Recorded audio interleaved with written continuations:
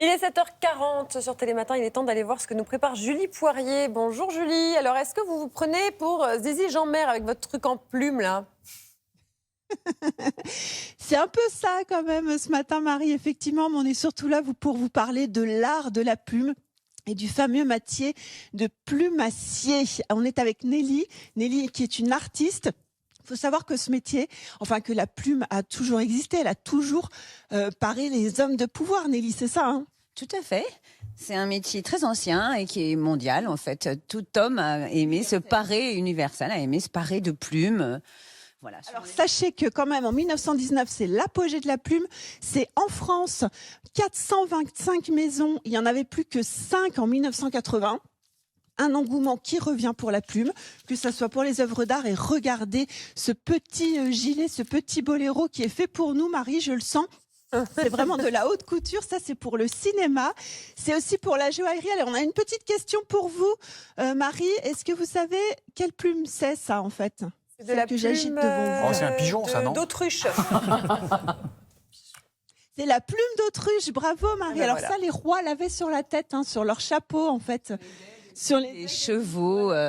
Oui, c'est une plume très reconnaissable et puis c'est une des plus grandes plumes qu'on puisse utiliser, à part bien sûr le pan. Enfin, il y a toujours une limite dans la taille. Toujours une limite dans la taille. Bon, je pars de ma plume. On se retrouve tout à l'heure à 8h40 et j'ai une question, Marie, pour vous. Vous me répondrez tout à l'heure quel est l'animal qui a le plus de plumes. Très bien, je vais regarder sur Internet et je vous répondrai tout à l'heure. Merci beaucoup Julie Poirier, à tout à l'heure. Il est temps de retrouver Julie Poirier qui se trouve donc dans le 14e arrondissement de Paris ce matin. Alors Julie, il paraît ce matin que vous voulez vérifier si on connaît bien les animaux de la basse-cour.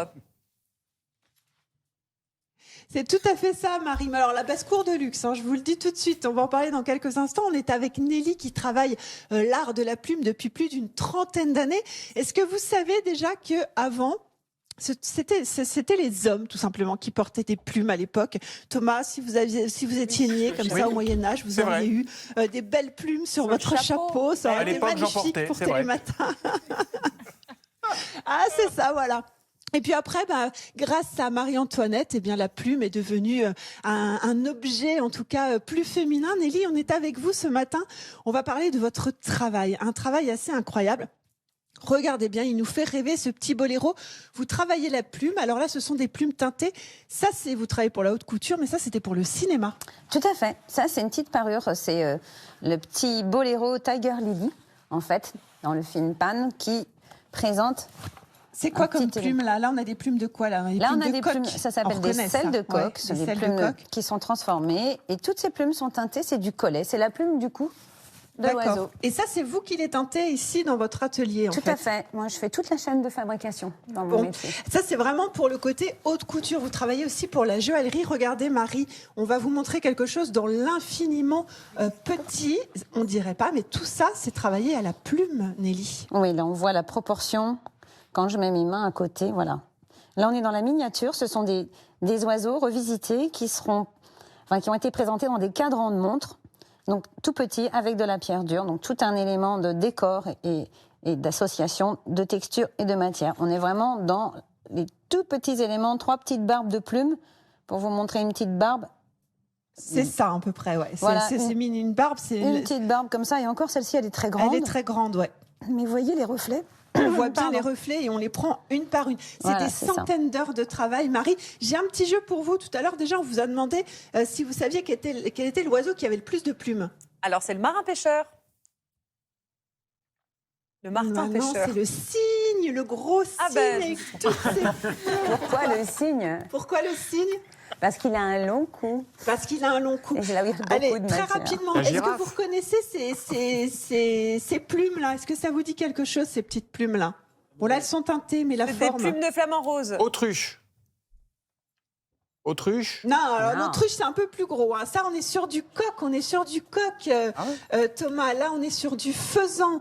Regardez, c'est magnifique, là. Ça, c'est très poétique. On est sur de l'oie. C'est ça, Oui, Nelly c'est une nageoire d'oie. Une nageoire d'oie. Regardez comme Un c'est beau. nominatif Toutes de ces plumes. matière. Il ne faudrait pas éternuer parce que là, ça pourrait voler un petit peu dans tous les sens. Je voudrais juste vous dire quelque chose, c'est que Nelly, elle travaille la plume depuis plus de 30 ans. Oui. Et grâce à votre savoir-faire, vous avez été quand même nommée maître d'art dans la plume. Et à alors, fait. on a quand même une question ici en plateau. Comment on récupère toutes ces plumes? Rassurez-moi, il ne faut pas forcément tuer les oiseaux. Non, on part pas à la chasse.